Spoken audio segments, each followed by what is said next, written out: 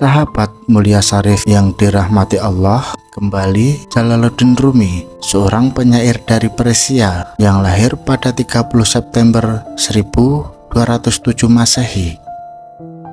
Tonton kisahnya, jangan lupa like and subscribe. Terima kasih. Selama 7 abad terakhir, puisi-puisi Jalaluddin Rumi yang sangat terpengaruh terhadap sastra Persia telah diterjemahkan ke dalam berbagai bahasa. Salah satu karya terkenalnya adalah kitab Masnawi yang dianggap sebagai salah satu puisi terbaik dalam bahasa Persia, berpengaruh dalam dunia sufisme.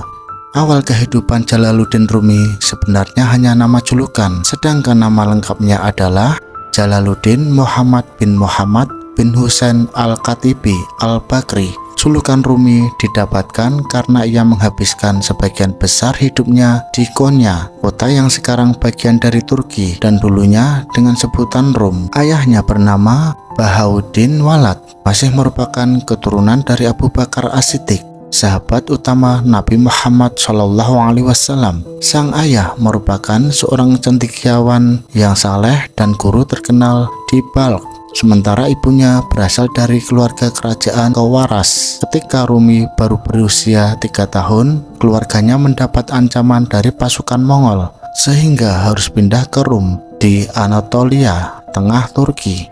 Semasa perjalanannya, Rumi bersama keluarganya sempat singgah di kota Nisapur yang merupakan tempat kelahiran seorang penyair, Omar Khayyam. Karena latar belakang keluarganya menjadi sangat dekat dengan ilmu agama dan banyak mempelajari tentang sufi. Dalam dunia Islam, sufisme mengajarkan ilmu cara menyucikan jiwa, menjernihkan akhlak, membangun lahir dan batin, serta untuk memperoleh kebahagiaan yang abadi. Kiprah. Ketika beranjak dewasa, Rumi mulai berkiprah sebagai pengajar dan kepala madrasah, mewarisi posisi ayahnya yang telah meninggal. Sejak itu, ia terus belajar tentang syariat dan tasawuf. Sepeninggal Burhanuddin pada tanggal 1240, Rumi telah ahli dalam hukum Islam dan mulai mengeluarkan fatwa serta berdakwah di masjid-masjid Konya. Rumi juga sering melakukan perjalanan hingga akhir bertemu dengan Samsuddin Tabrizi atau Sam Tabrizi. Sejak bertemu dengan Tabrizi menjadi muridnya, kehidupan Rumi mulai berubah. Ia pun tumbuh menjadi seorang sufi agung yang dikenal dengan karya syair indahnya. Suatu ketika Tabrizi meninggalkan Rumi tanpa penjelasan apapun. Akibat kepergiannya gurunya itu, Rumi membuat sebuah kitab berjudul Diwan Sam Tabrizi yang berisi ungkapan kerinduannya terhadap sang guru. Pada 1244, Rumi bertemu dengan Samsuddin dari Tabriz yang kemudian menjadi tokoh yang menyempurnakan ilmunya tentang tasawuf. Setelah Samsuddin wafat, Rumi bertemu dengan Husamuddin Galabi, mengilhami untuk menulis pengalaman spiritualnya menjadi karyanya sendiri.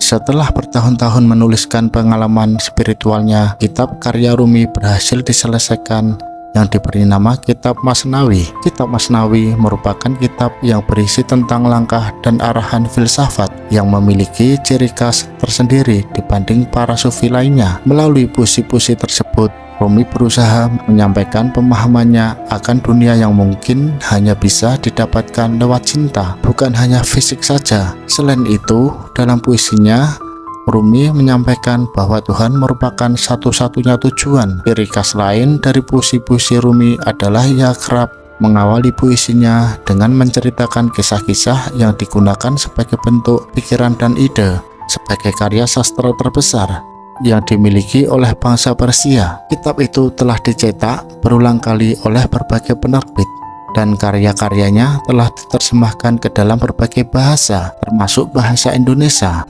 Selain Diwan Sam Tabrizi dan Masnawi, berikut ini beberapa karya Jalaluddin Rumi semasa hidupnya, yaitu Al-Majlis As-Sab'ah, Majmu'ah min Ar-Rasyail, Fihi Mafihi, Rubaiyat, Jalaluddin Rumi wafat pada tanggal 17 Desember 1273 di Konya. Pemakamannya tidak hanya dihadiri umat muslim, tapi oleh beragam komunitas masyarakat di kota itu. Orang-orang Kristen dan Yahudi juga datang untuk mengucapkan selamat tinggal kepada tokoh penyair yang paling berpengaruh periode itu.